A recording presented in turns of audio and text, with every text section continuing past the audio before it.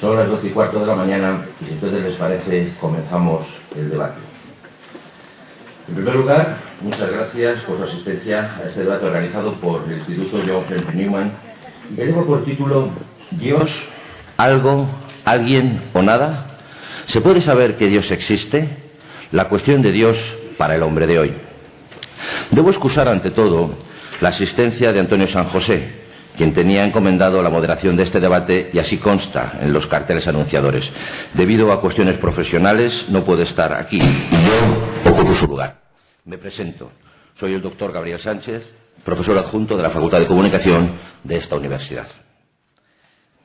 El pasado 19 de febrero, la Universidad Francisco de Vitoria invistió doctores honoris causa a dos prestigiosos profesores, al filósofo Alfonso López Quintás y al economista italiano Stefano Zamagni. En sus respectivos discursos de agradecimiento por la distinción, los dos coincidieron en señalar un argumento. Estoy seguro que uno no sabía lo que iba a decir el otro. Sin embargo, repito, coincidieron. Ambos señalaron que Dios creó el mundo en 6 días y el séptimo descansó. Así se dice en el Génesis. Y descansó el séptimo día para que el hombre continuara su obra. En la tradición judía es lo que se denomina Bará. Dios crea al hombre y le encomienda que pastoree, que domine el mundo, que no destruya la obra creada por Dios, que no destruya la naturaleza, que la cuide y se aproveche de ella. Es cierto que cuando miramos a nuestro alrededor y vemos cuánto está a nuestro alcance, desde el milagro de la vida hasta los más recónditos y hermosos paisajes, desde la sensación que nos produce en el hombre el amor y el cariño, hasta la satisfacción de conocer nuevas ideas, escuchar a quien sabe, comprender a los demás, pensamos que alguien cargado de bondad es el autor de todo esto. El hombre necesita respuestas a sus interrogantes y desde que el mundo es mundo, Dios ha sido la respuesta permanente que el hombre ha encontrado. Desde siempre, el hombre ha querido responder a los enigmas metafísicos últimos. El hombre busca la verdad para vivir en consecuencia y en el marco de esa inquietud han nacido las religiones a lo largo de la historia. El universo, visto por la razón humana, es enigmático y el hombre, en la búsqueda de esa verdad, de esa respuesta que le aclara el enigma, busca a Dios, porque necesita de compromisos personales ante la ineludible cuestión de dar sentido a su vida.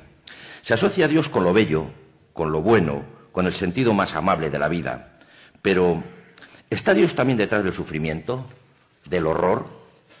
El debate sobre la cuestión de Dios para el hombre no es de ahora. Ha existido siempre, antes de las religiones monoteístas y después. Siempre se ha cuestionado lo que significa Dios para el hombre y se debatía desde el convencimiento y dando por supuesto de que Dios existía. Solo a mediados del siglo XIX es cuando comenzó el debate sobre la existencia o no de Dios, el teísmo y el ateísmo. Este debate sí que es relativamente moderno. Así pues, Dios, alguien, algo o nada, ¿se puede saber que Dios existe? En definitiva, la cuestión de Dios para el hombre de hoy es el objeto de nuestro debate de esta mañana con 4 destacadas personalidades del mundo de la universidad que han acumulado experiencia sobre la cuestión que nos ocupa en este momento. Quiero presentarles a ustedes, en primer lugar, y a mi derecha, al profesor Fernando Savater, doctor en Filosofía y catedrático de Filosofía en la Universidad Complutense de Madrid hasta su reciente jubilación. Ha ejercido la docencia en la Universidad Autónoma de Madrid, en la UNED y en la Universidad del País Vasco, en el campus de Zorroaga, donde ejerció como catedrático de Ética. Ha escrito más de 50 libros entre ensayos filosóficos, políticos, literarios, narraciones y teatro. En el año 1982 ganó el Premio Nacional de Literatura, modalidad de ensayo, por su obra La tarea del héroe. Sus obras más conocidas pertenecen a la divulgación filosófica para jóvenes, Ética para Amador, Política para Amador, Las preguntas de la vida. Su último libro, La hermandad de la buena suerte, ganó en el año 2008 el Premio Planeta. Sus artículos en prensa, en el diario El País y en la revista Claves de la Razón Práctica, que codirige junto a Javier Pradera, le han hecho acreedor de los más importantes premios, el Ortega y Gasset, el González Ruano, el Julio Camba, el Francisco Cerecedo. Es doctor honoris causa por varias universidades españolas, europeas y americanas. Comprometido en la lucha contra el terrorismo de ETA y por las libertades de los ciudadanos, es miembro de la plataforma cívica Basta Ya y actualmente milita en el partido Unión, Progreso y Democracia. Profesor Savater, bienvenido y muchas gracias por su presencia.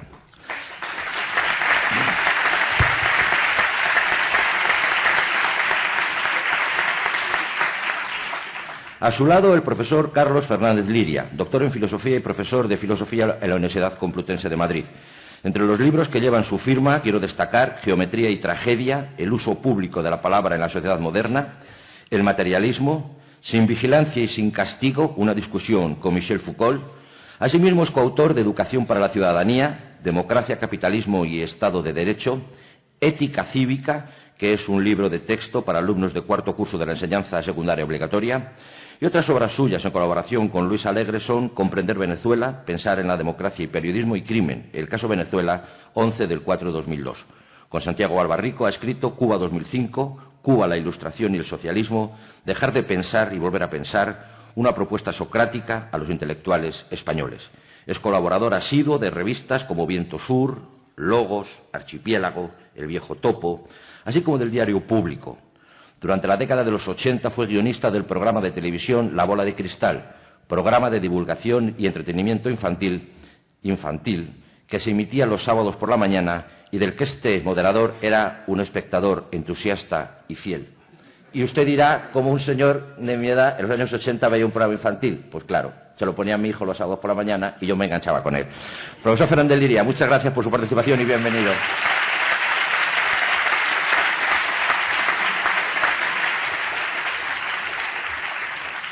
El equipo que va a debatir con los dos invitados que les acabo de presentar está compuesto por Javier Prades y José Manuel Domínguez Prieto. Javier Prades, madrileño, es sacerdote de la Archidiócesis de Madrid y decano de la Facultad de Teología de San Dámaso. Licenciado en Derecho por la Universidad Autónoma de Madrid, se licencia también en Teología en la Universidad Pontificia de Comillas y obtiene su doctorado en la Pontificia Universidad Gregoriana en el año 1991. Desde 2001 es catedrático de Teología Dogmática. Ha sido rector de la Fundación Universitaria Oriol Urquijo y entre el año 90 y el año 98 es socio fundador de la Asociación para la Investigación y la Docencia Universitas. Es miembro del Consejo de Redacción y asesor de las revistas RCI, Comunio, Teología y Catequesis, Oasis y Atlántida, y ha publicado numerosas obras y artículos sobre materias teológicas en distintas revistas, tanto españolas como internacionales.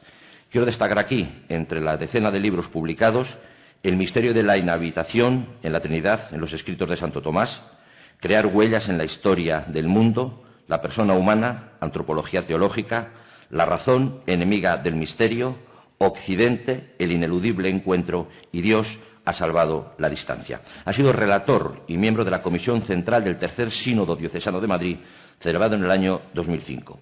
Profesor, bienvenido también y muchas gracias por su participación.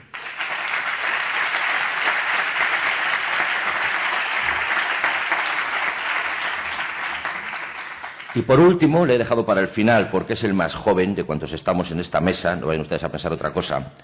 Le presento a José Manuel Domínguez Prieto. Es doctor en Filosofía por la Universidad Complutense, en donde se licenció en el año 85 y se doctoró en el 98. Su carrera docente es muy extensa. Lleva más de 20 años enseñando filosofía a los alumnos de los institutos de enseñanza media. Es profesor de Historia de la Filosofía Antigua y Contemporánea en la Universidad Nacional de Educación a Distancia, en su extensión de Ourense. Colaborador del Instituto de Investigaciones Económicas y Sociales de la Universidad Francisco de Vitoria y profesor de Filosofía en el Instituto de Ciencias Religiosas San Agustín de Ourense. Ha impartido docencia como profesor invitado en universidades de Paraguay, México y Argentina. 40 libros llevan su firma. Los más recientes, La persona infirme, ¿Por qué comprometerme?, Antropología de la familia, El hombre convocado, Eres luz, la alegría de ser persona, y así podríamos relatar, ya les digo, hasta 40 publicaciones. También se prodiga en revistas especializadas, entre ellas Acontecimiento, Nous, Logos, Huellas, Proyecto Hombre, Prometeo, Diálogo Filosófico, y aparece en sus colaboraciones en la prensa diaria, en El Correo Galego, en Atlántico y en La Voz de Galicia. Profesor Domínguez Prieto, benvindo e moitas grazas pola súa participación neste debate.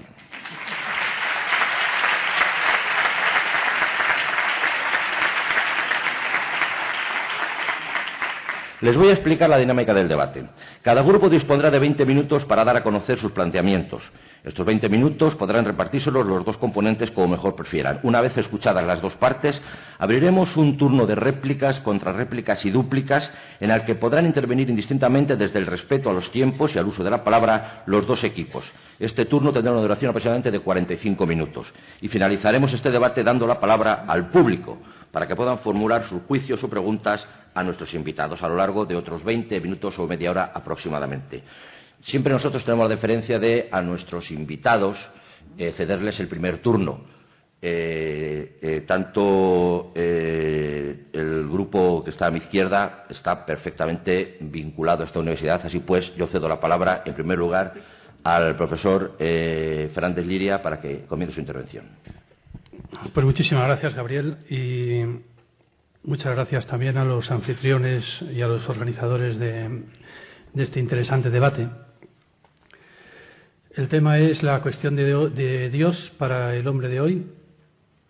Yo quería comenzar señalando pues un cierto sofisma que se puede colar, podríamos decirlo así, en la forma en la que se suele abordar esta cuestión. El autor del sofisma es bien conocido y se llama Iván Karamazov, con esa famosísima frase, de verdad, de si Dios no existe, todo está permitido. Así pues, si fuera así, como dice Iván Karamazov, pues una población atea, sería esperable que sufriera algo así como una especie de colapso moral y una especie de incapacidad para distinguir el bien del mal. Bien, los ateos sabemos muy bien que no es así. La expresión colapso moral, bueno, yo creo que se suele referir a la filósofa Hannah Arendt, y el colapso moral al que ella se refería era el de la población alemana, esa población alemana contemporánea de Auschwitz, que de alguna forma sabía y no sabía, o sabía pero no quería saber, que se estaban exterminando a millones de personas. Bueno, no se trataba precisamente de una población atea y comunista. Bueno, de hecho, más bien, muchos ateos y muchos comunistas acabaron en Auschwitz. Se trataba de una población mayoritariamente religiosa, estadísticamente por mayoría religiosa, entre la que incluso habría que contar, bueno, pues a una gran porción del Vaticano como mínimo, ¿no?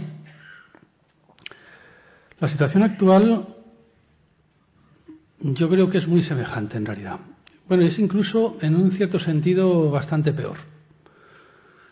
Bastante peor porque el colapso moral en un cierto sentido está hoy globalizado y está apoyado, apuntalado por grandes oligopolios mediáticos, por todo un ejército de periodistas, un ejército de intelectuales, un ejército de tertulianos, en países que además se autodefinen a sí mismos como democráticos y como estados de derecho. Bueno, yo diría que afortunadamente hay centenares de miles de personas comprometidas en el movimiento antiglobalización, exigiendo que otro mundo sea posible.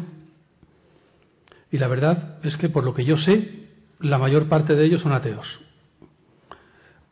No todos son ateos, ni mucho menos. Es más, en el movimiento antiglobalización hay también, pues mucho, yo diría, bueno, la presencia, una de las columnas vertebrales del movimiento antiglobalización ha sido precisamente la teología de la liberación.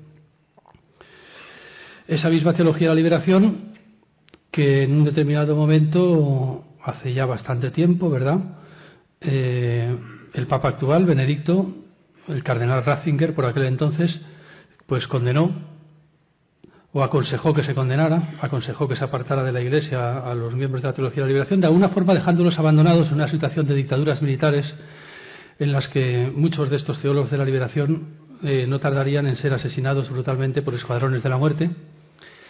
Y los que no fueron asesinados, en cualquier caso, fueron retirados de sus servicios, no sé exactamente cómo se dice, aquí hay mucho teólogo que lo podrá decir con mejores palabras, no sé si apartados, excomulgados, retirados de sus funciones o de su posibilidad de impartir misa. Yo no lo sé exactamente cómo se dice, seguramente aquí me podrán iluminar al respecto.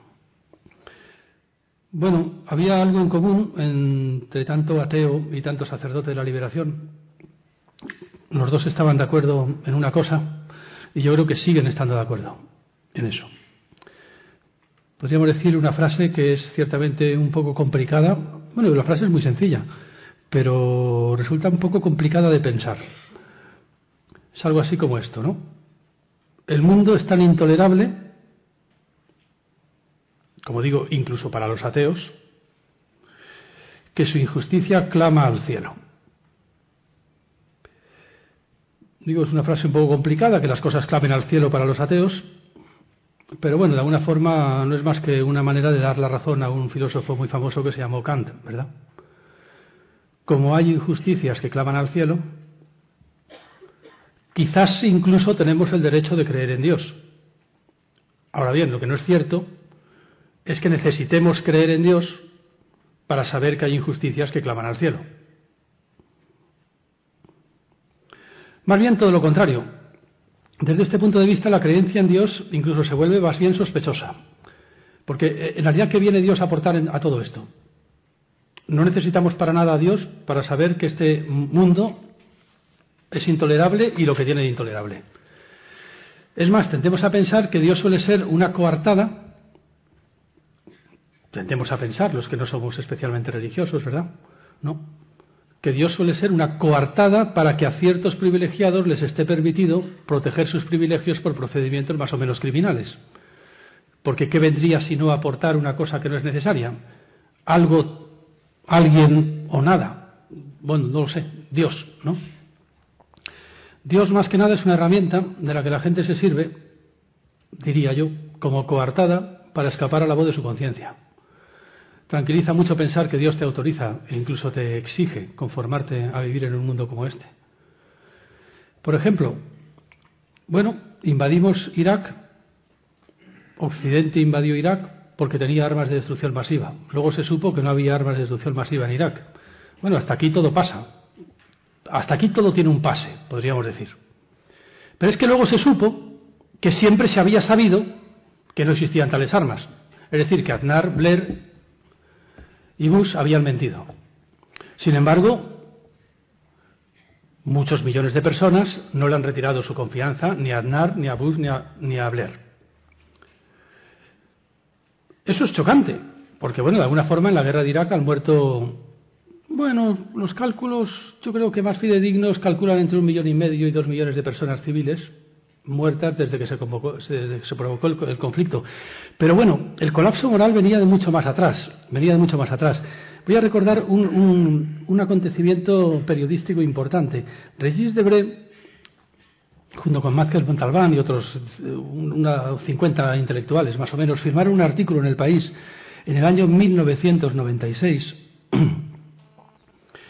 en el que alertaban de que la FAO calculaba en ese momento que a causa del bloqueo a Irak, habían muerto ya 560.000 niños,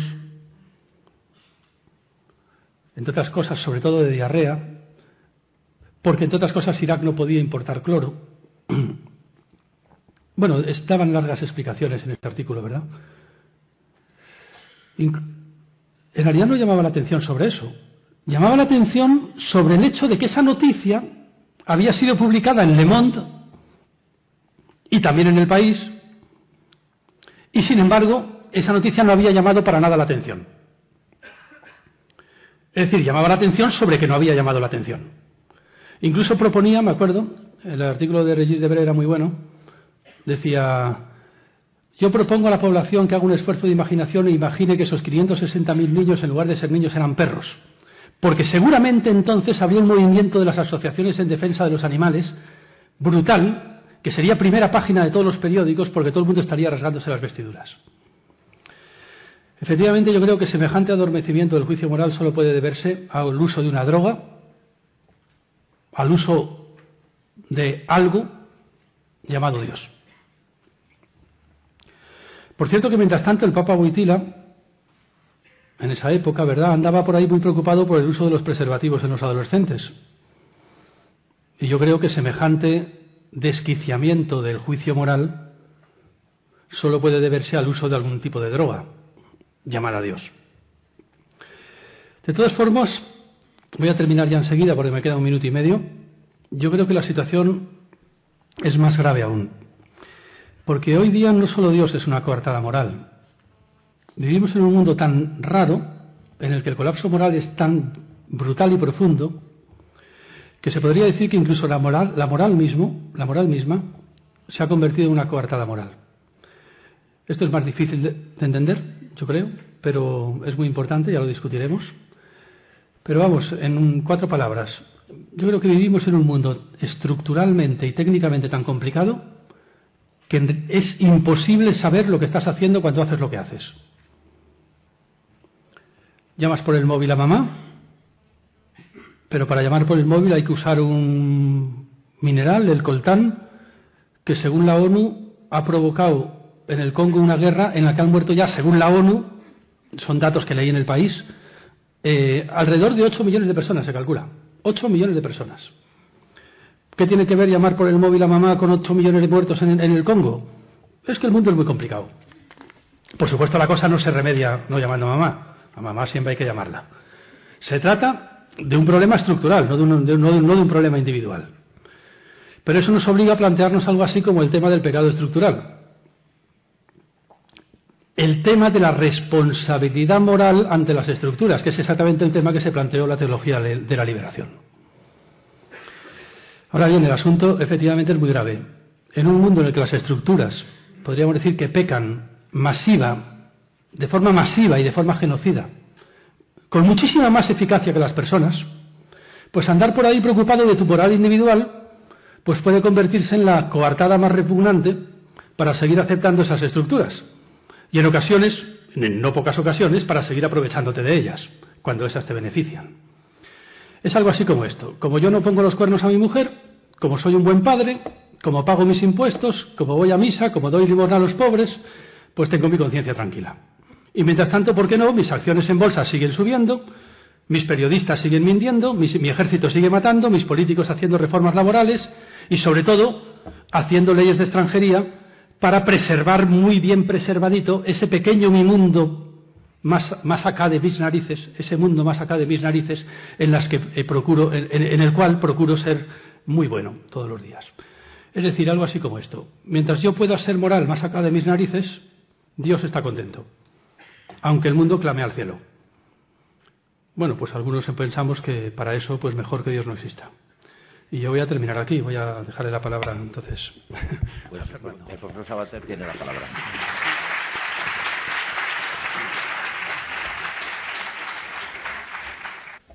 Bueno, pues yo no sé, me gustaría saber por dónde empezar, pero no sé por dónde empezar. Bueno, Carlos ha hablado un poco de los efectos de Dios, ¿no? Y bueno, en principio hay muchas cosas de lo que ha dicho que yo comparto, empezando desde luego por lo de que el mundo es intolerable. Pero vamos, tratando de centrarme más en la parte un poco más abstracta y luego podemos pasar ya a las cuestiones más prácticas del tema. Yo siempre tengo el problema que tengo cuando se habla de Dios y de la creencia en Dios, etcétera, es que yo no es que no crea en Dios, es que no me creo que nadie se crea. No logro creerme que nadie crea. No porque yo dude de la sinceridad de las personas que dicen que son creyentes, que naturalmente pues ellos lo dicen con toda sinceridad y con todo derecho, sino porque yo creo que no hay nada lo suficientemente claro como para que uno sepa qué contenido tiene esa creencia. Es decir, que cuando uno dice que cree en Dios, pues, yo creo que él cree, pero no sé si sabría, o creo que no sabe, o que no se puede explicar ese Dios de ninguna manera inteligible. En cuanto se intenta rascar un poco, pues Dios se convierte en una palabra que pertenece a hábitos culturales, etcétera, pero que no tiene ningún referente que uno pueda precisar, ¿no? Entonces, eso pues me deja un poco invalidado cuando hay esas discusiones, porque yo lo primero que digo es que no sé de qué estamos hablando, y entonces no bueno, pues se puede efectivamente, como ha dicho Carlos, hablar de los efectos que tiene esa palabra y ese tipo de creencias y tal en la conducta humana, pero en cuanto a contenido así cognoscitivo, pues es que yo no sé muy bien de qué se está hablando. Por ejemplo, se dice Dios existe. ¿Podemos saber que Dios existe? Hombre, claro que Dios existe, si no, no estaríamos hablando de él. Todas las cosas de las que se hablan existen El problema es cómo existe. Es decir, yo ahora cuando veníamos para aquí, hemos pasado por los edificios esos de Mapfre, y entonces yo he dicho, hombre, Mapfre existe, o sea, que aquí está, Mapfre existe, son unos edificios, hay, pues, supongo, una serie de ejecutivos, de directores, de empleados, de personas que ganan dinero, que pagan sueldos, que los cobran, que, en fin, o sea que no cabe duda de que existe. Pero si, claro, alguien me dijera, pues mira, viniendo para acá me he encontrado con Mapfre por la calle y me ha dicho que debes invertir tu dinero en no sé qué acciones o que debes hacer algo, pues no me lo creería, porque Mapfre existe, pero no existe como esas personas que uno se encuentra por la calle, como un ser racional, consciente, que te puedes encontrar, que te puede hablar, etc. Es decir, que Dios exista me parece totalmente indudable, por eso estamos hablando nosotros de Él. Si no existiera, lo haríamos existir a base de hablar de Él. Pero, por otra parte, existe porque además tiene sus iglesias y sus religiosos y sus instituciones y sus persecuciones y todo lo demás. Que existe, no cabe ninguna duda, lo que pasa es que existe como existen esas instituciones y esas cosas, como existe el Banco Español de Crédito, como existe Mapfre, como existe, pues no sé, es una institución, ¿no? Entonces, pues existe como institución. La pregunta parece que es si puede existir de alguna otra forma. Entonces, claro, como una persona, pues nosotros ya sabemos cómo existen las personas y las personas no existen así, ¿no? Es decir, o como un conjunto de leyes naturales o algo por el estilo, pues no creo que nadie cuando habla de Dios se refiera a las leyes de la naturaleza, lo cual parece un poco absurdo, porque las leyes de la naturaleza son por definición naturales, no sobrenaturales, claro. Entonces, el contenido mismo de la pregunta es lo que no termino yo de entender. Que Dios existe, no cabe duda. Es más bien si dice algo, alguien o nada, ¿no? Eso de piedra, tijera o no sé qué. Bueno, pues entonces, de las tres cosas, pues algo. No es nada porque sí existe y alguien, pues no parece que los alguienes existan así. En cuanto a sus efectos, que es lo que ha hablado Carlos, hombre, pues Marx dijo que la religión es el opio del pueblo, ¿no? Viendo el efecto que tiene sobre algunas personas, que les lleva, pues no sé, a practicar el terrorismo o a hacer bombardeos preventivos o cosas por el estilo, pues más que el opio del pueblo parece la cocaína de algunos, porque les excita muchísimo, ¿no? Yo, más bien, ya que tenemos que buscar alguna droga, yo diría que la religión es como el alcohol, como el vino, ¿no? Que hay gente que le sienta bien y gente que le sienta mal, en ciertas dosis, ¿no? Hay gente que le sienta bien, se toma una copa de vino y gracias a eso pues se atreve a cogerle la mano a la niña, se atreve a hablar en público, a hacer un chiste gracioso, en fin, o sea que le sienta bien el vino. Y otros pues que se toman dos copas y se ponen insoportables y hay que huirles, hay que echar a correr porque se hacen unos patosos o le arruinan a uno la tarde, ¿no? Entonces, yo le aconsejaría a quien le siente mal la religión que no abuse de ella, ¿no? O sea, que la tome en muy pequeñas dosis, porque hay gente que la tolera bien y que le sienta bien y entonces se convierte en altruista y hace servicios a los demás y se arriesga a veces a hacer tareas abnegadas que no haríamos ninguno, ¿no? Y lo hace en nombre de la religión, y otras personas, en cambio, que la religión las convierte en perseguidores, en inquisidores, en algo muy negativo, ¿no? Y eso en cuanto a los efectos, ¿no? Es verdad, Carlos apuntaba a la dificultad de precisar nuestra voluntad moral. Bueno, decir el mundo es intolerable ya es una expresión moral, claro, es intolerable, moralmente intolerable, ¿no? Entonces, cuando decimos que el mundo es intolerable ya estamos haciendo moral, pero es verdad que luego en nuestras acciones individuales es difícil saber, los efectos cósmicos que tienen, puesto que el mundo de los efectos y las causas es una trama muy vasta. Por eso el bueno de Kant, que antes mencionábamos, se basaba en la intención, porque decía, yo lo único que puedo responder es de mi intención, ya del contar y de no sé qué, ahí no me pregunte usted, ¿no? Yo creo que efectivamente la teología de la liberación puede haber tenido sus virtudes. Yo más bien soy partidario de liberarnos de la teología, más que de la teología de la liberación. Pero dentro de eso es verdad que hay personas que gracias a motivaciones religiosas hacen cosas excelentes. Entonces, pues bueno, pues bien, eso no abona, digamos, ningún tipo de verdad más trascendente, pero es verdad que le sienta bien y que entonces la religión, pues en su caso, funciona. No puede decirse que sean motivos morales, porque una cosa son los motivos morales y otra cosa son los motivos religiosos, ¿no? No es lo mismo, y a pesar de que normalmente hay esa confusión, sobre todo en sociedades como la nuestra, cuando uno habla de moral o de ética siempre parece que está hablando de religión, ¿no? O sea, la ética, la moral, busca una vida mejor, y la religión busca algo mejor que la vida. Son dos cosas diferentes. Entonces, yo soy partidario de la ética, con todas las limitaciones, que es verdad que tiene, con todas esas limitaciones, una ética que procure ser lo más comprensiva de sus efectos, de los efectos de la acción humana, digo, posible, pero también respeto el hecho de que haya personas cuyos comportamientos apruebo, aunque los hagan por razones que a mí me resultan más inexplicables, como es la religión. Pero bueno, eso es lo que yo único puedo decir en principio. Yo no lamento no poder aportar más luces teológicas sobre esta cuestión porque no las tengo. Yo me gustaría, digamos, poder decir cosas más profundas, pero no se me ocurre, a lo mejor dentro de un rato. Pues estoy seguro que a lo largo del debate...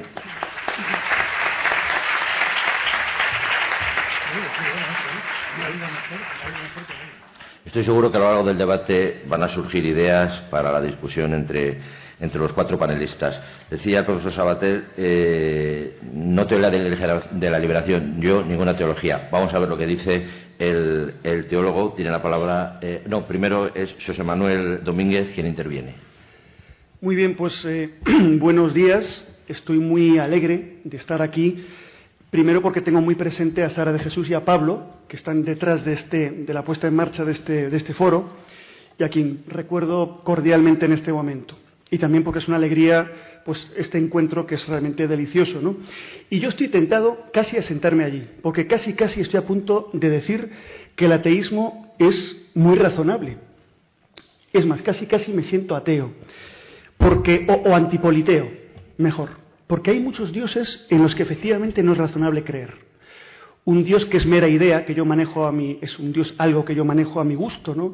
Un dios disponible, un dios mero concepto, que lo someto a mis cánones y lo combato con todas mis energías intelectuales, un dios quitamiedо, un dios justiciero, un dios idolillo que se alegra del mal, o un dios anestésico, tipo cocaína, un dios quitamiedos, un dios que sirve lámpara de Aladino para darme Yo de esos dioses me parece que son absolutamente irrelevantes, que hay que ser combatirlos, porque en realidad, y tiene razón el ateísmo más solvente, esa idea de Dios impide que el hombre crezca. Y si hay algo en lo que estamos de acuerdo, ateos, indiferentes, deístas, teístas, es que todos queremos, y es un punto de encuentro seguro entre todos, que el hombre sea pleno. Esto está en la entraña. El ateísmo, de hecho, aunque hay muchas formas de ateísmo, pero en general, por lo que escucho, dicen, la idea de Dios me estorba para que el hombre sea pleno. Y entonces dicen, eliminemos a Dios. ¿Cuál es el efecto de eliminar a Dios? Vamos a ver. En cosmología, eliminar a Dios nos permite una comprensión del cosmos pues más rica. Bueno, resulta que tras la desdeificación del cosmos, lo que se ha producido ha sido el Deus sive natura, se ha producido una remitificación, un endiosamiento. El ideal emancipatorio ilustrado, que lo que pretendía era decir, bueno, pues eliminemos a Dios, secularicémonos, para que por fin el logos se haga cargo del cosmos. Ha ocurrido al contrario. El cosmos se ha tragado al logos, el hombre se ha naturalizado y el hombre ha quedado reducido pues a animal, a cosa, a mecanismo. Al final Baudrillard, con su lucidez habitual, dice que no existe la realidad siquiera. Eliminado a Dios, se elimina al hombre y al final tampoco existe la realidad. La realidad ha muerto y solo existe lo virtual, lo que también Carlos estaba denunciando como esa presencia invasora de los más media que son el auténtico opio del pueblo. El fútbol, la televisión, los más media posiblemente tengan mucho de parte en esto. No todos los más media, pero algunos sí. ¿Qué ha pasado en la historia? La historia, tras la secularización atea, se ha hecho más lúcida. Inicialmente parecía que sí, la idea de progreso, pues por fin, somos los dueños de nuestro destino. Lo que ha ocurrido al final ha sido que la creencia en el progreso ha terminado en desencanto, ha terminado en desesperación. Ahí tenemos a Cioran, al mismo Sartre, tenemos a Henry Levy. Dice, esto es, como decía Shakespeare, un cuento de imbéciles contados por un idiota, un cuento de idiotas contados por un imbécil, ¿no? ¿Y qué pasa con el hombre? ¿Ha sido más pleno tras eliminar a Dios del panorama filosófico, cultural? Bueno, pues resulta que Foucault dice que el hombre ha muerto, que es como un rostro puesto, dibujado en una playa para que se lo lleve la arena. Con lo cual, el hombre no le hemos dejado ser hombre. O lo hemos elevado a la categoría de superhombre, o lo hemos reducido a un animal, a una máquina deseadora, como decía Deleuze, o pues a un objeto natural más. Luego, en realidad, la hipótesis de que eliminando a Dios tenemos un hombre más pleno queda radicalmente falsada. Queda radicalmente falsada. Es más, yo por mi experiencia creo que una antropología fundamentada en el encuentro hombre-Dios tiene mucho más un poder heurístico mucho mayor para dar cuenta de lo real del cosmos, de la historia y del mismo hombre. Claro que esto hay que mostrar que existe esa antropología en la que exista un Dios y haya relación con él. Bien, es evidente que todo ser humano busca la plenitud. Todos buscamos la plenitud. Ir a más. Todos buscamos la plenitud. Decía Sartre, por ejemplo, el hombre es un para sí que busca ser en sí, busca esa completud, ser como Dios. Lo que pasa es que era un imposible, ¿no? Nietzsche decía, el hombre es una flecha lanzada al infinito. ¿Dónde busca el hombre esa plenitud? Pues lo puede buscar primero en la hedoné, el bios apolaustikos de Aristóteles. Lo busca en el placer, pero al final Lipovetsky, por ejemplo, nos dice que el narciso burgués capitalista ha terminado en el aburrimiento, en el desánimo y en el sinsentido. Otra vía es la afirmación del yo, la autorrealización, el yo como el cogito cartesiano como paradigma. Decía pues Descartes que el yo es como sustancia, es aquello que existe por sí y no necesita de nada más para existir, no necesita de nada más. Es la afirmación del yo, es una voluntad que se afirma, la voluntad de poder. Nietzsche sería lo más coherente en ese sentido, ¿no? Si yo me afirmo frente a todo, afirmo mi voluntad frente al entendimiento, frente a la realidad, frente al otro y frente a Dios. Pero al final resulta que que con tanta alegría se autoafirmaba, pues hete aquí que esta pretensión de absolutez, la realidad, que es tozuda, te lleva contra las cuerdas. Ese mismo que proclamaba desde su cátedra la muerte de Dios, después se ve con una batica blanca, enfermito en un hospital, la frustración, la enfermedad, la culpa, que las cosas que uno ve que por sí mismo no se puede poner. Al final uno se abre al otro. Parece que lo que nos llena el corazón no son las cosas, no son los placeres, son los otros. Pero como decía Paul Claudel, tampoco el otro, al final, es una promesa de plenitud, pero tampoco me cumple, ¿no? Es como cuando los novios quieren que sus novias por fin sea la culminación de su corazón. Les aporta mucho, pero no es lo definitivo, ¿no? Al final, uno necesita un otro que sea infinito, que sea absoluto. ¿Existe o no existe? Esta es la clave, porque tener un deseo no significa que exista esa realidad. Yo por mucho que desee que Dios existe, si no existe, no existe. Bien, yo creo que, y ahora es lo que voy a exponer antes de terminar, sí existe esa experiencia de Dios como persona. Por supuesto, no, Fernando, como un objeto de conocimiento. Dios no es un objeto de conocimiento, eso es una evidencia, ¿no? Dios, si existe, es un alguien que me está fundando. No es una idea frente a mí que yo capto y digo, o un ser que yo, pues con el que es... tú lo has dicho, sí es un ser con el que yo puedo establecer una relación. Veamos cómo. Sin duda, el ser humano está instalado en la realidad y la realidad está frente a él, estamos frente a lo real, pero fijaos, no estamos en este punto, yo no soy ante vosotros un mero espectáculo, ni lo es Fernando, ni lo es Carlos, ni lo es Javier. De alguna manera, la realidad se nos impone, nos afecta de alguna manera, no es irrelevante, no es, tiene una cierta capacidad de imponérsenos. La realidad está frente a nosotros por la conciencia, pero tiene capacidad de imponérsenos. Y se nos impone para hacernos poderosos frente a la realidad. Es decir, que yo, ser real, me apoyo en la realidad para permitir hacer mi vida. En eso tenía razón Sartre, el hombre es el ser que tiene que realizar su existencia. Pero la hago no sobre mí, no es una autoposición, nadie se ha puesto así. Es una posición sobre lo real que me permite. Es decir, la realidad me está haciendo poderoso. Yo estoy apoyado en lo real, es decir, en las personas, en las cosas. Estoy posibilitado por lo real. Este encuentro entre nosotros es posibilitante. A mí me sirve para incrementar mi conocimiento y mi comprensión de mí mismo. Y por último, la realidad me impulsa.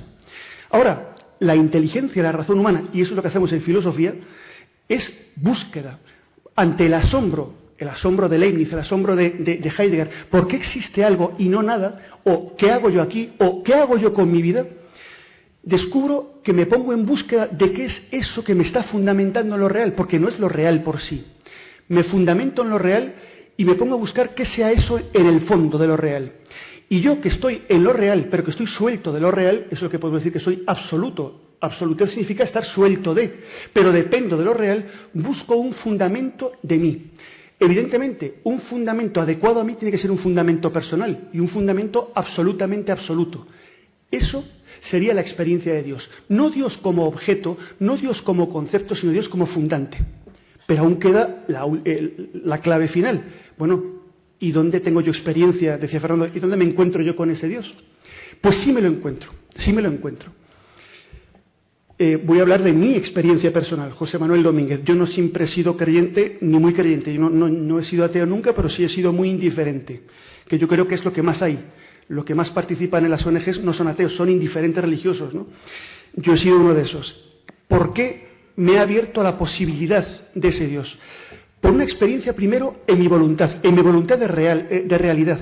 En el fondo, ¿por qué yo puedo realizar mi vida? Segundo, ¿por qué tengo esta libertad, esta capacidad de estar frente a la realidad? ¿Por qué tengo esta voluntad de realidad? Pero segundo, existen situaciones en mi vida, por ejemplo, el dolor, en el que yo me siento sustentado.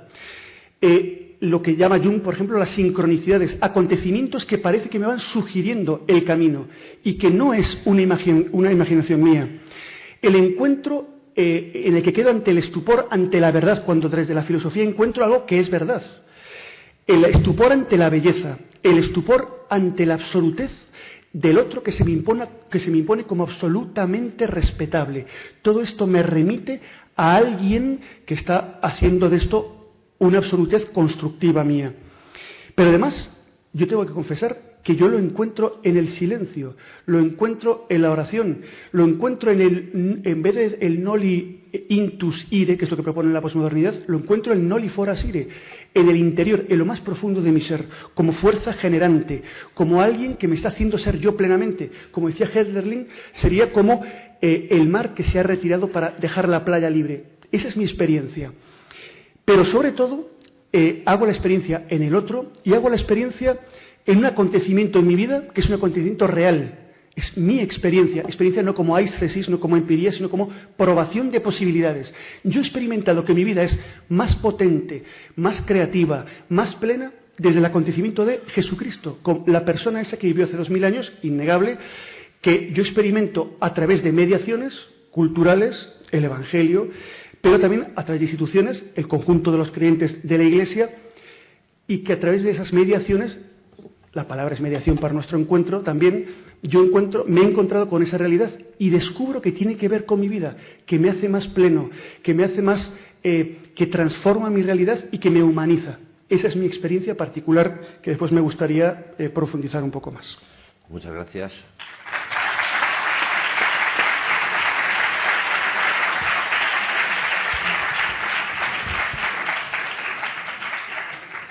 Javier Prades va a cerrar esta primera ronda de intervenciones de nuestros participantes. Adelante. Muchas gracias a la universidad por su invitación a asistir, a participar en este encuentro. Me alegro de conocer personalmente a nuestros invitados de hoy, al profesor Fernando Sabater y al profesor Fernández Liria, porque creo que es un bonito signo en esta España nuestra, donde estamos tantas veces a mamporros y con tantas tensiones, que podamos hacer algo propio de la universidad y creo que propio del hombre que busca con razones el valor y el significado de la vida suya y de todos, que podamos dialogar como estamos haciendo hoy. Y añado solo una pequeña premisa que no puedo, creo, evitar.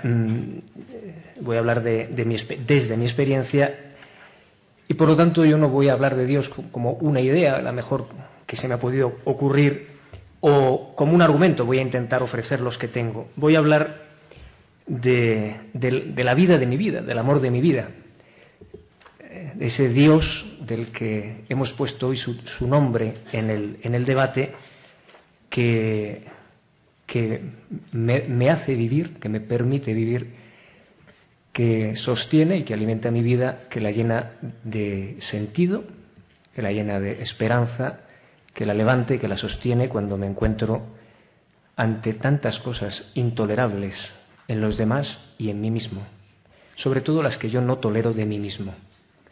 También ahí he hecho experiencia de Dios. Por eso yo voy a hablar ahora de Él, de Dios tal y como lo he conocido. ¿Cómo es la situación respecto de este Dios al que yo me refiero ahora en nuestra sociedad?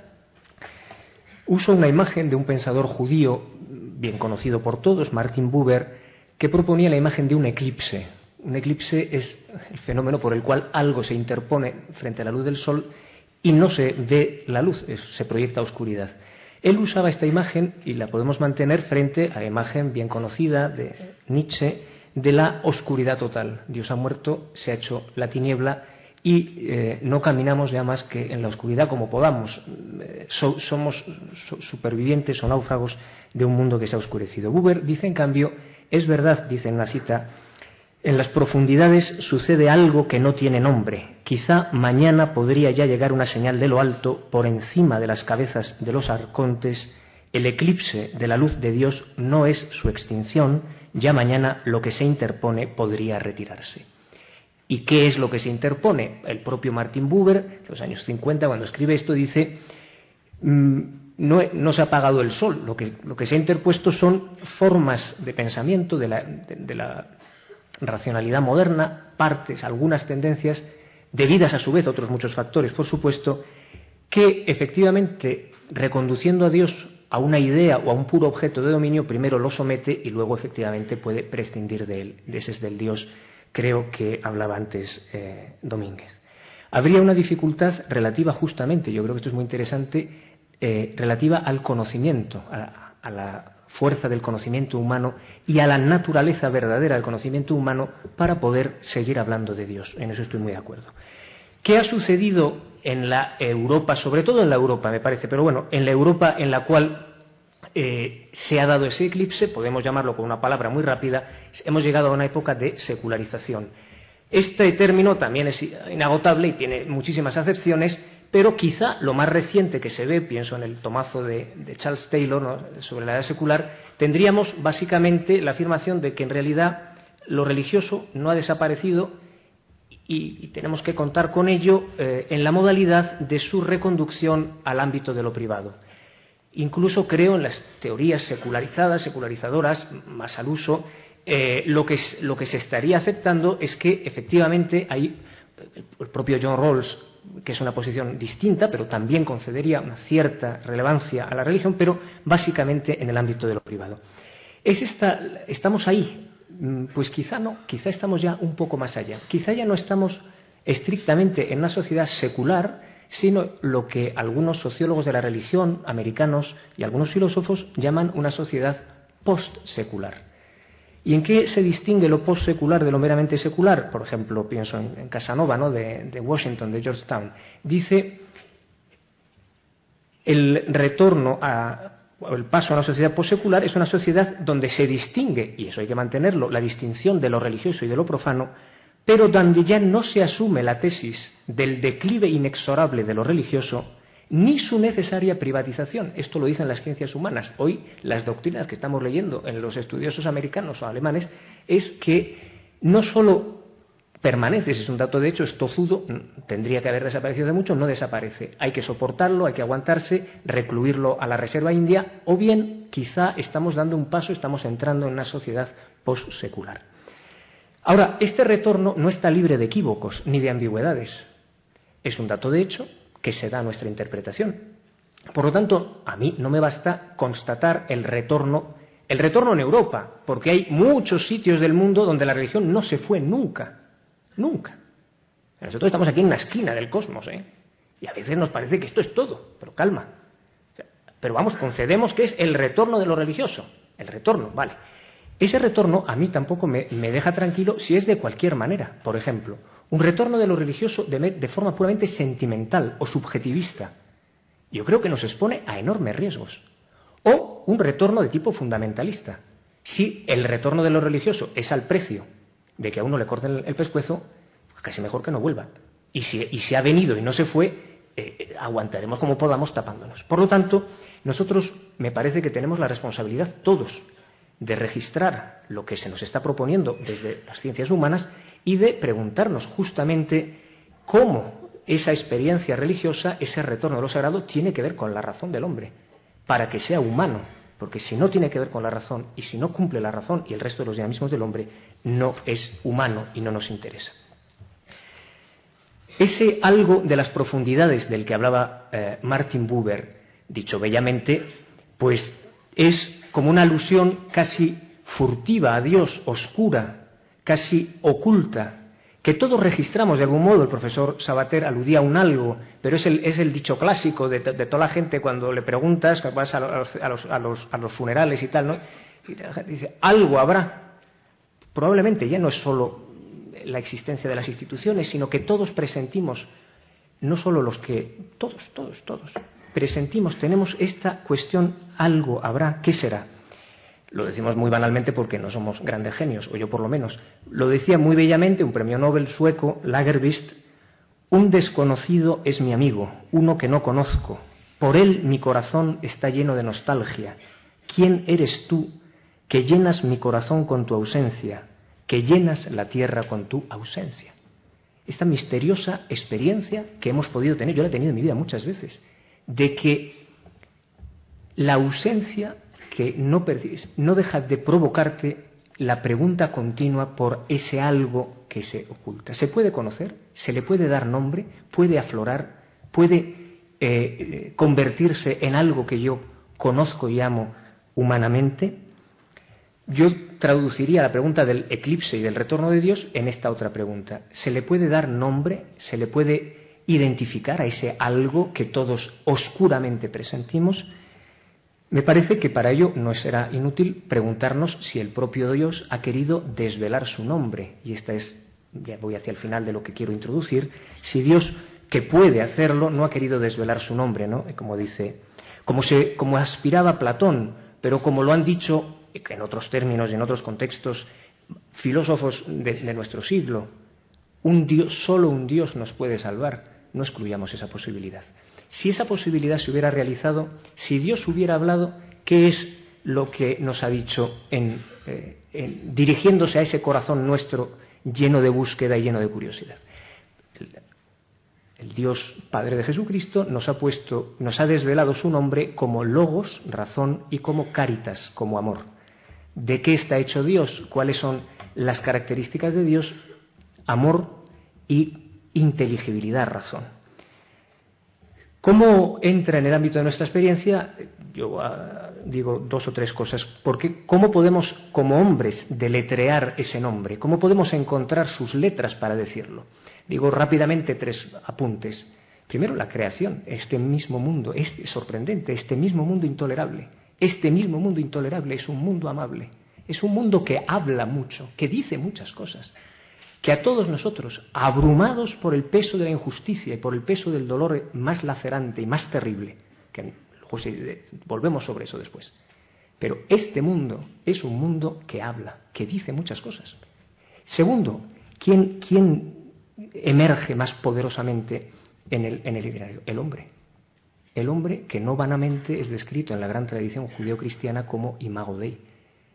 La grandeza del hombre, de ese hombre que puede ser asesino, de ese hombre que puede ser brutal, pero de ese hombre que puede ser sublime, que puede ser santo, que puede ser heroico. Del hombre de todos los días, de mi padre, de mi madre, de mis amigos, de todos los que estamos aquí, los hombres. Los hombres somos tan dignos que cuando nos miramos bien podemos reconocer el rostro de Dios. Y en tercer lugar, ¿qué significa ese encuentro con el Dios de Jesucristo, con el Dios vivo que se ha manifestado en Jesucristo? ¿En dónde se le puede reconocer como hombres en experiencias que sean reconocibles? Digo 3 palabras. La experiencia de la unidad. Todos deseamos la unidad de los hombres. Es la utopía universal. Todos los hombres del mundo, uníos, unámonos. Por lo tanto, yo apunto, no es contestable. Luego uno estará de acuerdo o no, pero donde haya unidad entre hombres, unidad entre hombre y mujer, unidad entre padres e hijos, donde haya unidad en vez de guerra, violencia, asesinato, tortura, destrucción o disolución, la unidad. En segundo lugar, la caridad vivida humanamente. Claro, sería injustísimo pensar que un Dios que es caridad solo produce barbaridades. Por lo tanto, la caridad. Y en tercer lugar, quizá lo más inaudito, la misericordia. La misericordia como perdón, como reconstrucción, como regeneración del hombre cuando está venido a menos, el hombre individual o la sociedad entera. Termino brevemente haciendo un apunte. El Dios cristiano es un Dios trinitario. Y esto históricamente a la Ilustración europea le ha costado mucho. Siempre le ha parecido que era inútil, que era una adición que solo complicaba. Todavía que haya algo pase, que haya un Dios motor, un arquitecto, una idea reguladora para la libertad, pase, van, pero que sea Padre, Hijo, Espíritu Santo, etcétera, ha sido una cosa que se ha sentido como una sobrecarga de misterios dogmáticos inútiles para la razón. Yo, obviamente, en 10 segundos, ni aunque tuviese un siglo, pretendo absolutamente demostrar que Dios es trinitario a la razón del hombre, no faltaría más. Solo apunto a 3 consecuencias antropológicas y, por lo tanto, de la historia. En estos términos, dichos a la carrera y dichos con prisa, creo que todos los que sorprendemos estos indicios presentes en la historia podemos empezar un camino de hombres, cediendo a la curiosidad, cediendo a la posibilidad. ¿A qué se debe esto? ¿Por qué esto es así? Y creo que se puede hacer un itinerario razonable para el bien de uno y para el bien de la sociedad entera en el reconocimiento de este Dios que es amor y logos.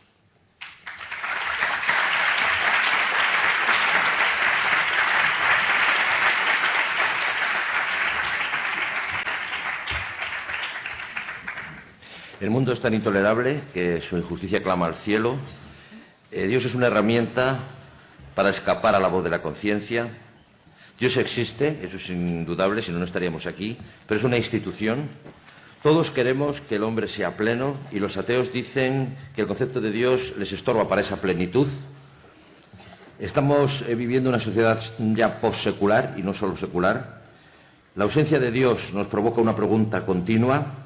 ¿Se le puede dar nombre a la oscuridad que provoca el eclipse? Estas han sido las principales ideas que se han desarrollado en los 2 primeros planteamientos de los equipos. A partir de ahora, un debate, cada uno de los panelistas tendrá unos 5 minutos para responder a su compañero, a su contrincante, y le cedo la palabra, en primer lugar, al profesor Fernández Liria para esos 5 minutos que los consuma.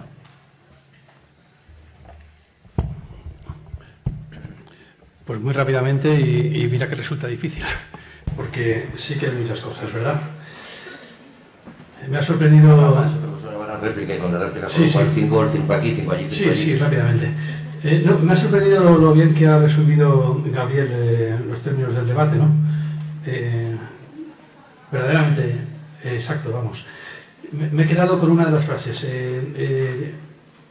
¿Dios estorba o no estorba esa plenitud del hombre que se ha defendido tanto por parte de José Manuel como por parte de Javier, ¿no? Claro, yo he defendido que sí, que estorba esa plenitud. Claro, se ha citado mucho a Sartre. Sartre diría ¿Por qué ser moral? ¿Por qué ser moral? Ser moral para ser bueno, en realidad es una máxima, podríamos decir, que envenenada, porque ser moral para ser bueno puede resultar bastante egoísta y por tanto bastante inmoral. Ser moral para ser bueno, ¿para qué? ¿Para salvarte? ¿Para complacer a Dios? Y si Dios no existe, ¿a quién estás complaciendo? Sartre en un determinado momento dijo, ser moral, y dijo que eso era la plenitud del ser humano, asumir precisamente es, de alguna forma, esa soledad, sí. Ser moral para hacer un mundo bueno, no para ser bueno, para hacer un mundo bueno. Claro, naturalmente eso hace que las fronteras entre la moral y la política sean mucho menos precisas, que la moral se tenga que continuar necesariamente en la política. Dijo en una ocasión, dar de beber al sediento, no por dar de beber, no para ser bueno, sino dar de beber al sediento para suprimir la sed. Bueno, eso es todo un programa hoy en día, en que se está privatizando todos los servicios de agua del planeta. O sea, naturalmente, eso es un programa político, es un programa político. Ahora bien, los ateos tenemos la convicción de que en un mundo que clama al cielo, efectivamente, un programa político es una obligación moral. Y que hace falta, y que no cualquier programa político te deja la conciencia tranquila, excepto si quizás crees en Dios, porque entonces, dependiendo de quién sea quien te cuenta lo que dice Dios, puedes tener la conciencia tranquila con las mayores aberraciones. Ese retorno del que ha hablado Javier, ese retorno de lo divino del que ha hablado Javier, sí, en Latinoamérica ha retornado lo divino, fundamentalmente con todas las sectas evangélicas que han acabado prácticamente con el predominio de la Iglesia Católica en Latinoamérica. Esas sectas evangélicas fueron financiadas por la CIA. Fue la CIA quien metió millones y millones de dólares para conseguir combatir una determinada postura política y moral y religiosa, que fue exactamente la teología de la liberación. La teología de la liberación. De alguna forma, bueno, les está bien empleado. Yo diría, a la Iglesia Católica le está bien empleado, porque precisamente, no defendiendo a los que tenían que haber defendido, no teniendo el valor de defender a la teología de la liberación, al final les ha ganado terreno el evangelismo. Es decir, ese mosaico, esa Macedonia de sectas religiosas que deliran cada una a su manera, gritando aleluya de forma más o menos descerebrada. Pero bueno, yo es cierto que tengo un cierto respeto para el catolicismo, pero no para las sectas evangélicas. Y nada más. Pues adelante el equipo. No, vamos a ir él, vosotros, y así vamos argumentando a favor y en contra y a favor, cada uno sus planteamientos. Adelante. ¿Te parece bien, Fernando? Brevísimamente, hay tantos temas propuestos que voy a empezar con una frase feliz de Fernando. La religión busca algo mejor que la vida y la ética busca una vida mejor. Bien, yo creo que no es cierto. La religión no busca algo mejor que la vida, porque lo que propone la religión, por ejemplo la católica y las cristianas, es la plenitud de esta vida. La otra vida, en todo caso, sería una continuación de esta, una planificación de esta. No son dos vidas, es esta. Por eso, todo cristiano, por lo menos el entorno al que yo me muevo, todo cristiano laico tiene una implicación social o política. Yo también milito en un partido político y en un sindicato. Tengo que hacerlo. A eso me lleva también mi fe y mis convicciones éticas. Pero además, yo creo que no es correcta esa contraposición religión y ética, porque vamos a ver, la ética busca una vida mejor, totalmente de acuerdo. Por cierto, excelente tu libro al respecto, ¿no? Pero vamos a ver, hacer una vida mejor siempre pasa por el presupuesto de afirmar al otro que se me propone como máximamente respetable. Yo me pongo en acción política porque el otro, los otros, pues este mundo en el que se ha globalizado la injusticia, totalmente de acuerdo, no me puede dejar indiferente. No me vale la treta demagógica de echarle la culpa a Dios como un chivo expiatorio, porque eso es la exculpación perfecta para no mojarme yo en la acción política. No. Justamente mi creencia me lleva al compromiso político. Pero bien, ¿en dónde fundamento yo la dignidad del otro? En una simplemente posición de mi libertad, decía muy bien Sartre, el citado Sartre, en el existencialismo es un humanismo, por la posición de mi libertad puedo afirmar al otro o negarle hasta machacarle. Es decir, si la dignidad del otro depende, o su valor, de mi propia concesión, como dice Marina, entonces al final yo puedo perfectamente conceder a estos sí y a aquellos no, que es lo que de hecho se hace, lo que hizo Hitler y lo que se hace habitualmente y lo que hace Bush y los que has citado también citados, ¿no? Es simplemente una afirmación fáctica, la facticidad del otro me muestra su relevancia, ¿no? El otro, el Dasein, el simple ser así o el estar ahí, me exige una relación con él funcional, pero ¿por qué tengo que respetarle? Tengo que respetarle porque descubro en él un valor absoluto afirmado por una instancia absoluta que no es ni el otro, ni yo, ni lo real fáctico. Y yo ahí encuentro también necesariamente a Dios. Luego la ética, necesariamente, salvo que rompa esta cadena de preguntas que me lleva a un fundamento, también por ahí me encuentro necesariamente a Dios, salvo que no quiera seguir preguntando. Brevísimamente, sobre el adormecimiento. Es cierto que existe un adormecimiento, pero mucho me temo que a esas alturas del siglo XXI ya no se puede mantener a Dios como opio del pueblo, sino que habría que mantener pues, los anuncios publicitarios, el fútbol, la futbolatría, las creencias en el neoliberalismo de mercado, y por ahí van los tiros, ¿no?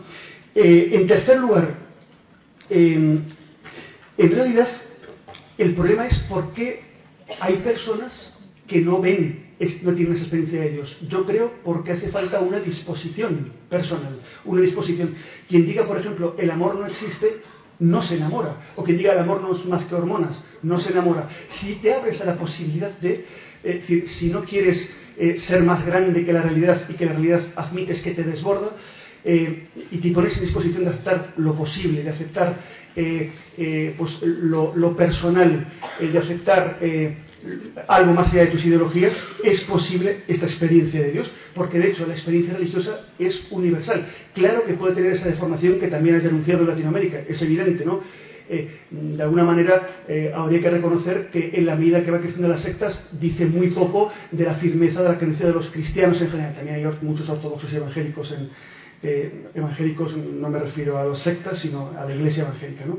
Y por último, no creo, sinceramente, lo digo desde mi corazón, no creo que Dios sea un tranquilizaconciencias. A mí se me ha complicado la vida desde que creo en Dios. Se me ha complicado. Con lo bien que vivía yo, buscando mi casa, mi visa y mi María Luisa, ¿no? Claro, palabras tuyas. En realidad, no, se me ha complicado la vida de modo grave. Se me ha lanzado al ruedo, al ducinatum. Hacer vivir mi fe cristiana me ha implicado gravemente en mi vida, y os aseguro que no es más cómoda ahora, en absoluto. Y creo que es la experiencia de cualquiera de los que estamos ahí creyentes. Ser creyente no es tranquilizaconciencias, es un expoliaconciencias, no es un quitamiedos, no, es vivir el miedo acompañadamente. Pero el miedo es una experiencia humana que no te la quita una ideita fácil de un Dios lucreciano, de 3 al cuarto, ¿no?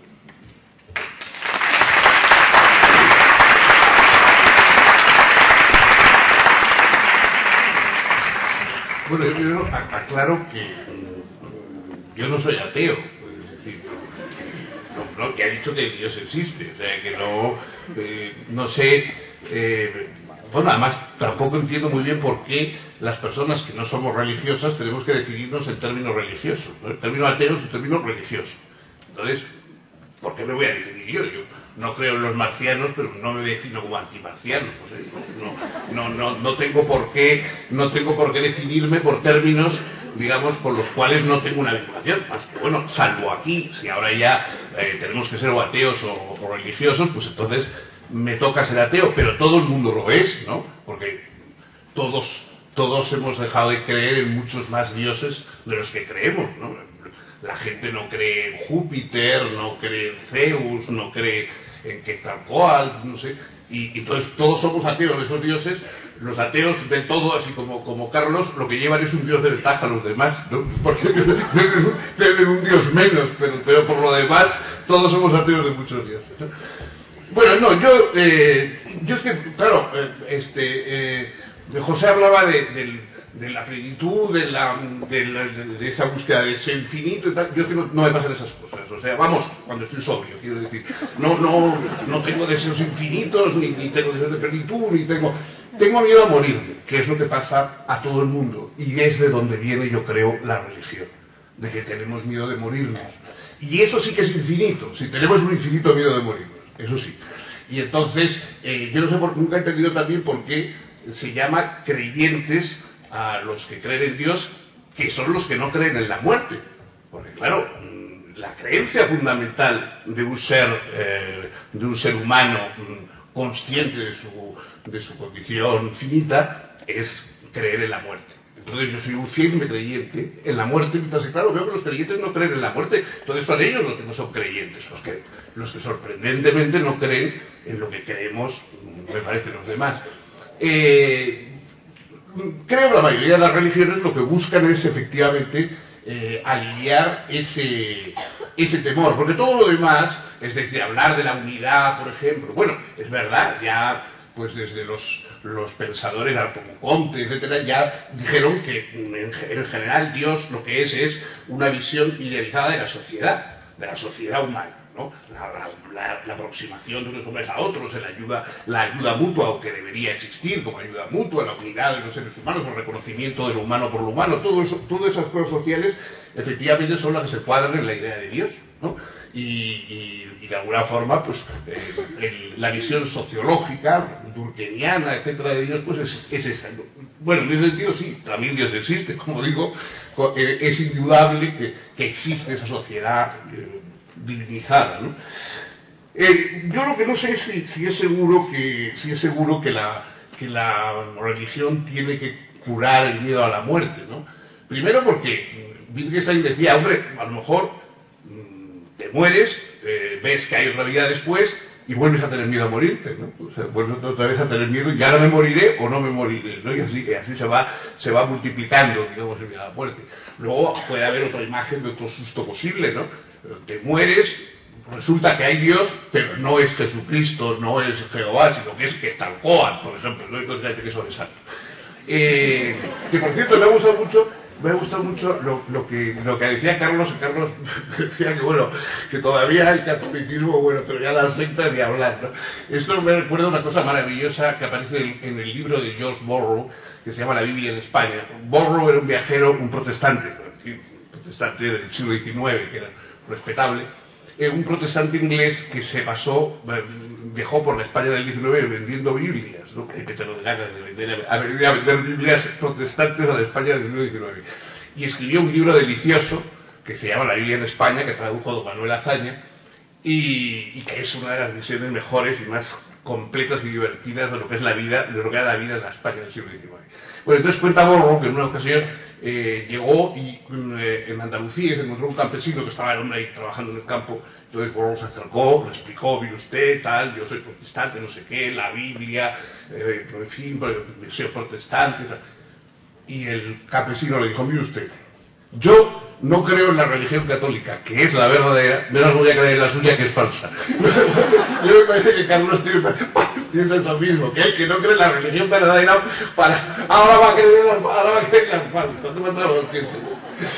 Bueno, no, yo, otra idea importante me parecía que era lo del tema, el tema de la post-secularización.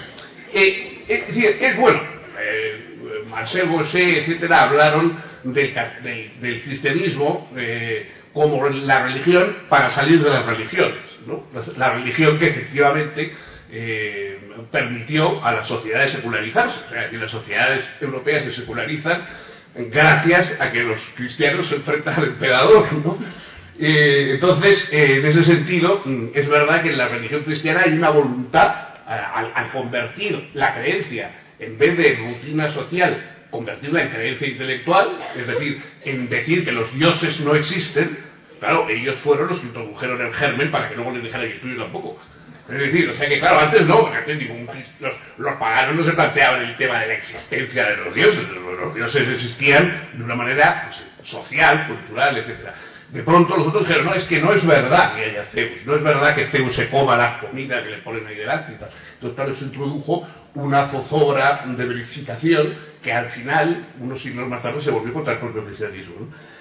Pero la privatización, cuando se habla de privatización, lo que se quiere hablar, yo creo, es de que tiene que desaparecer los lobbies religiosos como influyentes en la vida cívica, en la vida social de la democracia. No quiere decir eso que la religión tenga que ser obligadamente un asunto privado. Es decir, una persona religiosa pues, puede querer salir en Semana Santa de procesión. Las procesiones son algo público. Y está bien que sean públicas, pero siempre a título privado.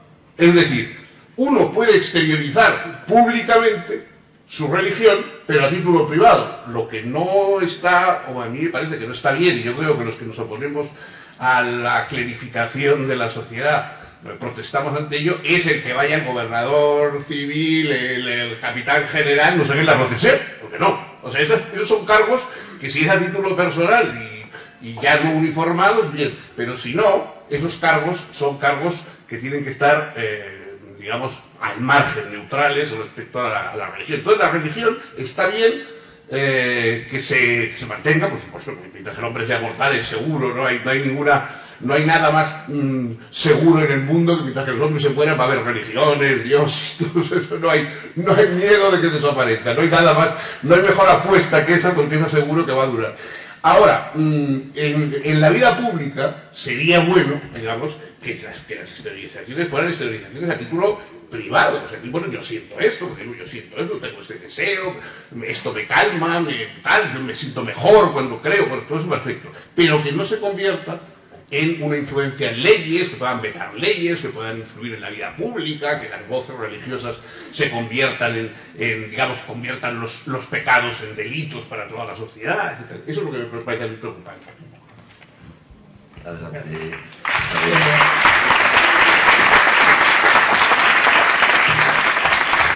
Son un abanico de cosas tan grandes que saca Carlos, que saca Fernando. Primero, voy a empezar discrepando de mi vecino de banco, si puedo hacerlo. En las alienaciones que hay que extirpar, se puede extirpar el fútbol, pero no el Madrid. Porque si no hubiera Dios, por lo menos nos quedaría el Madrid. En fin, digo lo que pienso. No, sobre las cosas. Vaya por no coincidimos en nada. El próximo debate Real Madrid-Atleti. Yo voy a decir una cosa que me ha llamado la atención, lo que decía Fernando también. Porque tú apuntabas una cosa, Carlos, interesante. Has vinculado la política con la moral y, en cambio, la religión la has sentido, evidentemente, con una concepción de Dios muy específica, como distorsionadora del empeño, ¿no? Y luego has hecho la digresión. Yo creo que tienes razón. O sea, yo creo que sí. Yo añado la religión. O sea, yo creo que es inevitable el plexo, la conexión moral, política, religión. De facto lo ha sido siempre en la historia. Y yo creo que lo es. Y en ese sentido yo creo que expulsar la religión de la vida pública no solo es fatigosísimo en la experiencia histórica, yo creo que es que de jure, en principio, no nos conviene, porque es verdad que la política, como la moral, abarcando al hombre, inexorablemente arrastra la religión. Otra cosa es cómo entra o de qué maneras influye la religión en la política, pero en Occidente no hemos hecho otra cosa. Si es que es inevitable, la razón, la polis y Dios no se han podido desconectar en la historia de Occidente nunca, en la forma, gracias a Dios, en Occidente, de una tensión y de una progresiva clarificación que en otras áreas culturales del mundo no ha sucedido. Bueno, es que son tantas cosas. Agradezco esa estima del catolicismo que ha expresado Carlos en América Latina. Yo creo que es verdad. Luego podríamos retomar más cosas, aunque sea como lo menos malo, vamos a decir, frente a otras cosas. ¿Todos somos ateos? Vuelven los dioses. ¿Y de qué manera, amigo? Vuelve el tarot, vuelve la superstición, vuelve todo. Aquí hemos sacado a los dioses por la puerta, pero desde Calaso para arriba volvemos a postular un politeísmo mórbido, cómodo, desenfadado, que va unido a esto de la razón débil, cosa que yo, sinceramente, no me encontrará nunca en esa posición. Por lo tanto, ¿desaparece Dios y vamos eliminando dioses más o menos? No, es que los hombres, si no creen en el Dios verdadero, acaban creyendo en cosas muy peregrinas. La religión, es que son muchas cosas, es que son bonitas todas, pero bueno, voy a ir por retomarlas, ¿no? Y intentar reaccionar a todas ellas, ¿no? La cuestión de la muerte y del miedo es una cosa muy presente, ¿no? En las reflexiones de Sabater. que hay formulado hoy en lo que hemos visto escrito, ¿no? ¿Es el origen de la religión? Habría que verlo, ¿eh?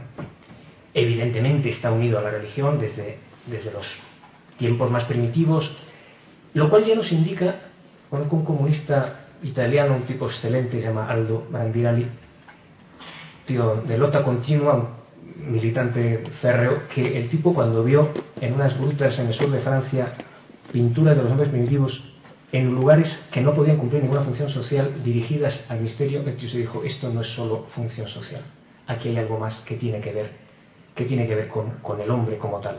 Y el tipo empezó un camino muy interesante.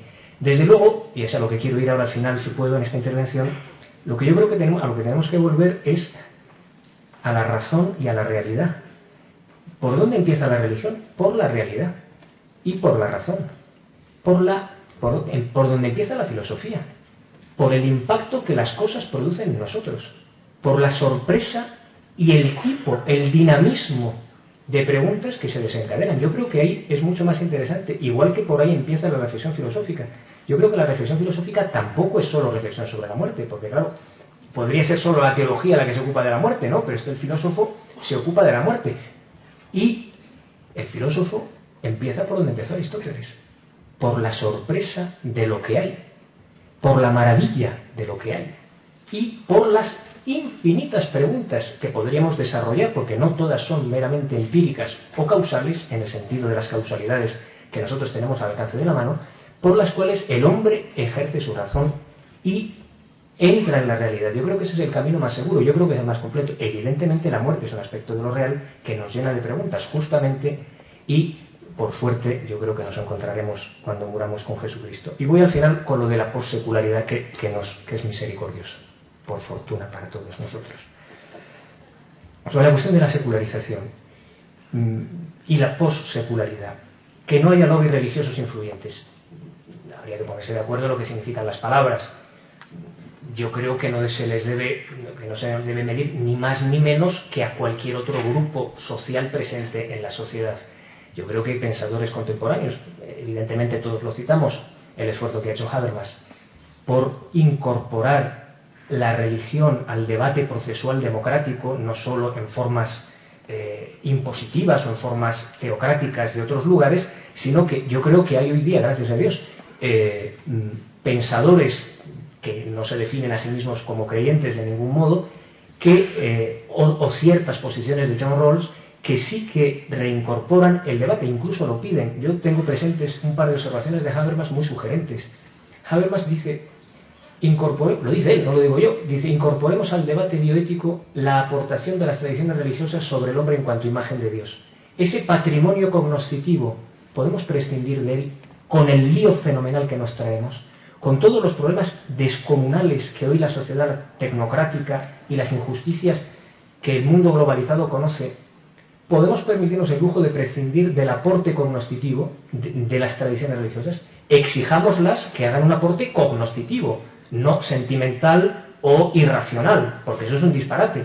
Pero yo creo que a las sociedades pluralistas nos conviene máximamente incorporar la contribución de todas las grandes tradiciones que han vehiculado una sabiduría a lo largo de los siglos, ¿no?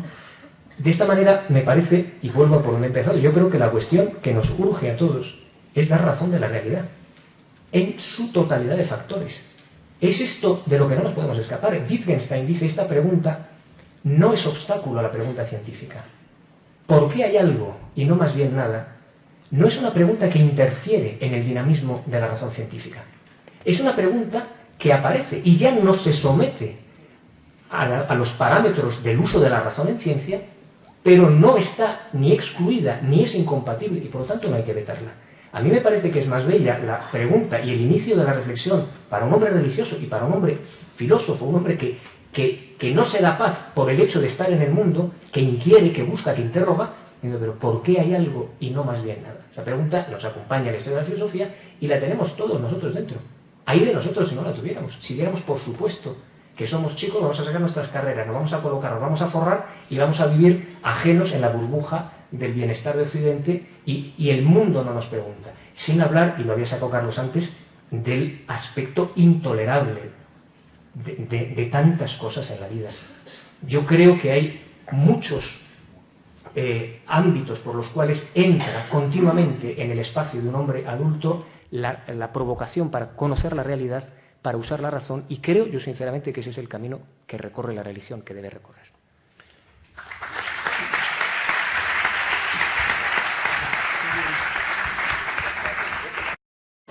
Son las 12:15 de la mañana y, si a ustedes les parece, comenzamos el debate. En primer lugar, muchas gracias por su asistencia a este debate organizado por el Instituto John Henry Newman, y que lleva por título ¿Dios, algo, alguien o nada? ¿Se puede saber que Dios existe? La cuestión de Dios para el hombre de hoy. Debo excusar ante todo la asistencia de Antonio San José, quien tenía encomendado la moderación de este debate, y así consta en los carteles anunciadores. Debido a cuestiones profesionales no puede estar aquí y yo ocupo su lugar. Me presento. Soy el doctor Gabriel Sánchez, profesor adjunto de la Facultad de Comunicación de esta universidad. El pasado 19 de febrero, la Universidad Francisco de Vitoria invistió doctores honoris causa a dos prestigiosos profesores, al filósofo Alfonso López Quintás y al economista italiano Stefano Zamagni. En sus respectivos discursos de agradecimiento por la distinción, los dos coincidieron en señalar un argumento. Estoy seguro que uno no sabía lo que iba a decir el otro. Sin embargo, repito, coincidieron. Ambos señalaron que Dios creó el mundo en 6 días y el séptimo descansó. Así se dice en el Génesis. Y descansó el séptimo día para que el hombre continuara su obra. En la tradición judía es lo que se denomina Bará. Dios crea al hombre y le encomienda que pastoree, que domine el mundo, que no destruya la obra creada por Dios, que no destruya la naturaleza, que la cuide y se aproveche de ella.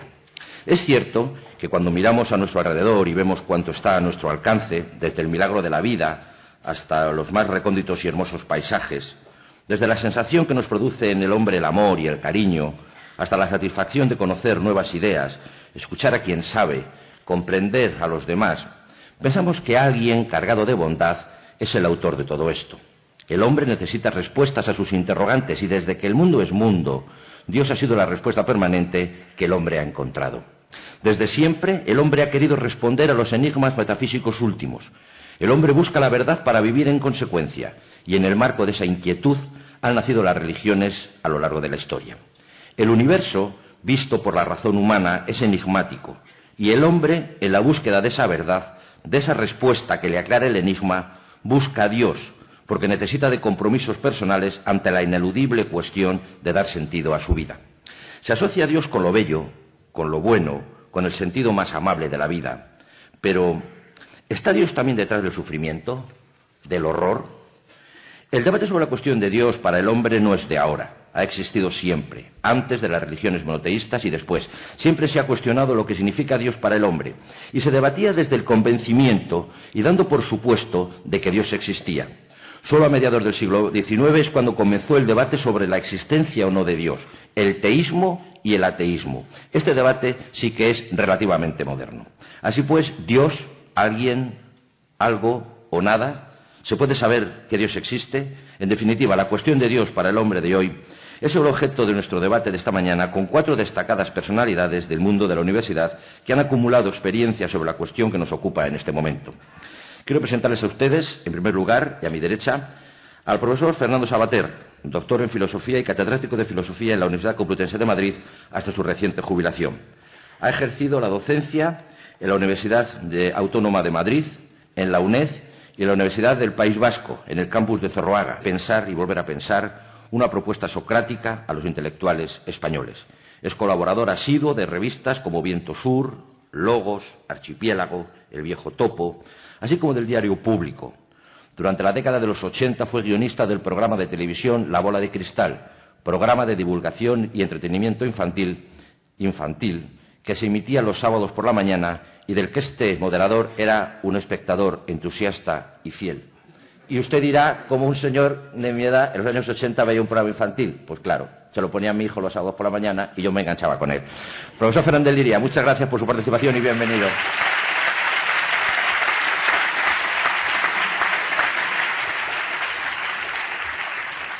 El equipo que va a debatir con los dos invitados que les acabo de presentar está compuesto por Javier Prades y José Manuel Domínguez Prieto. Javier Prades, madrileño, es sacerdote de la Archidiócesis de Madrid y decano de la Facultad de Teología de San Dámaso. Licenciado en Derecho por la Universidad Autónoma de Madrid, se licencia también en Teología en la Universidad Pontificia de Comillas y obtiene su doctorado en la Pontificia Universidad Gregoriana en el año 1991. Desde 2001 es catedrático de Teología Dogmática. Ha sido rector de la Fundación Universitaria Oriol Urquijo y entre el año 90 y el año 98 es socio fundador de la Asociación para la Investigación y la Docencia Universitas. Es miembro del Consejo de Redacción y asesor de las revistas RCI, Comunio, Teología y Catequesis, Oasis y Atlántida, y ha publicado numerosas obras y artículos sobre materias teológicas en distintas revistas, tanto españolas como internacionales.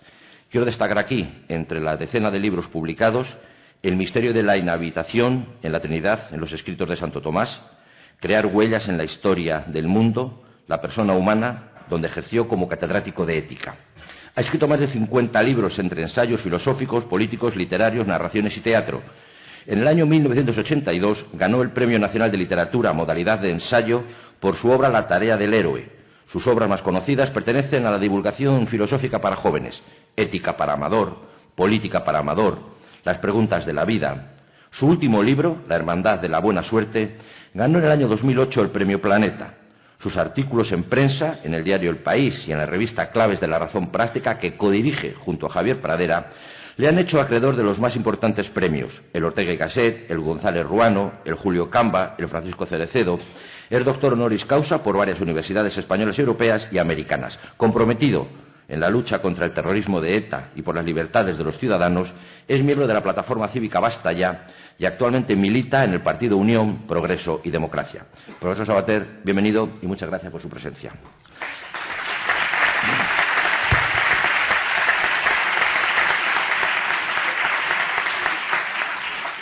A su lado, el profesor Carlos Fernández Liria, doctor en Filosofía y profesor de Filosofía en la Universidad Complutense de Madrid. Entre los libros que llevan su firma, quiero destacar Geometría y Tragedia, el uso público de la palabra en la sociedad moderna, El materialismo, Sin vigilancia y sin castigo, una discusión con Michel Foucault. Asimismo es coautor de Educación para la ciudadanía, Democracia, capitalismo y Estado de Derecho, Ética cívica, que es un libro de texto para alumnos de cuarto curso de la enseñanza secundaria obligatoria, y otras obras suyas en colaboración con Luis Alegre son Comprender Venezuela, Pensar en la democracia y periodismo y crimen, el caso Venezuela, 11 del 4 de 2002. Con Santiago Albarrico ha escrito Cuba 2005, Cuba, la ilustración y el socialismo, Dejar de antropología teológica, La razón, enemiga del misterio, Occidente, el ineludible encuentro y Dios ha salvado la distancia. Ha sido relator y miembro de la Comisión Central del Tercer Sínodo Diocesano de Madrid, celebrado en el año 2005. Profesor, bienvenido también y muchas gracias por su participación.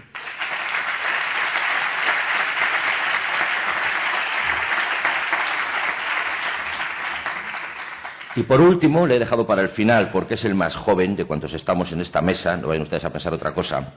Le presento a José Manuel Domínguez Prieto. Es doctor en Filosofía por la Universidad Complutense, en donde se licenció en el año 85 y se doctoró en el 98. Su carrera docente es muy extensa. Lleva más de 20 años enseñando filosofía a los alumnos de los institutos de enseñanza media. Es profesor de Historia de la Filosofía Antigua y Contemporánea en la Universidad Nacional de Educación a Distancia, en su extensión de Ourense. Colaborador del Instituto de Investigaciones Económicas y Sociales de la Universidad Francisco de Vitoria. Y profesor de Filosofía en el Instituto de Ciencias Religiosas San Agustín de Ourense. Ha impartido docencia como profesor invitado en universidades de Paraguay, México y Argentina. 40 libros llevan su firma. Los más recientes, La persona infirme, ¿Por qué comprometerme?, Antropología de la familia, El hombre convocado, Eres luz, la alegría de ser persona, y así podríamos relatar, ya les digo, hasta 40 publicaciones. También se prodiga en revistas especializadas, entre ellas Acontecimiento, Nous, Logos, Huellas, Proyecto Hombre, Prometeo, Diálogo Filosófico, y aparece en sus colaboraciones en la prensa diaria, en El Correo Galego, en Atlántico y en La Voz de Galicia. Profesor Domínguez Prieto, benvindo e moitas grazas pola súa participación neste debate.